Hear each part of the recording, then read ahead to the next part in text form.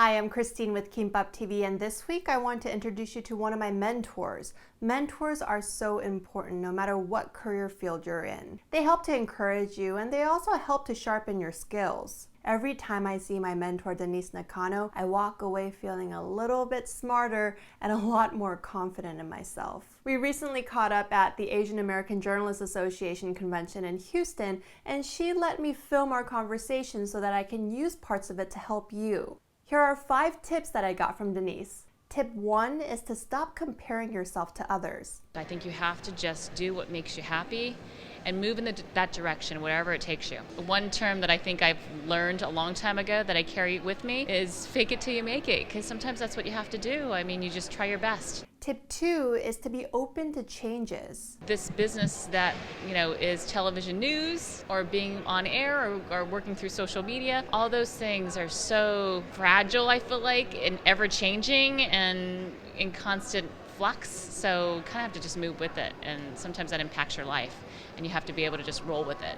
Tip 3 is to not be afraid to ask for what you want. Within life or within how we're raised, we're told maybe to be satisfied with what we have, or if you're doing your job well enough, it's going to come to you.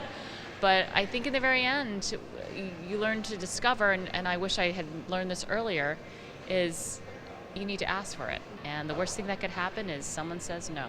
Tip 4 is to be willing to make some personal sacrifices. I've wanted to do this since I was 13 years old, growing up in the Los Angeles area. Although I love Philadelphia now, I never would have thought I would be moving to Philadelphia away from the family of my West Coast. I have had to work long hours, the holidays. I continue for, I don't know how many years now, I've lost count, that I work a weekend shift. So I'm off Thursday, Friday, which isn't typical and doesn't align with my husband. So it's hard, it's sacrifice. Sometimes still my 9, 10-year-olds ask me, Mommy, why do you have to go? I said, I'll be home for dinner, but I do have to, this is when Mommy works. And tip 5 is to live life day by day. I've never, over the long term, focused on where I'm going to be 15 years from now, because you can't determine that.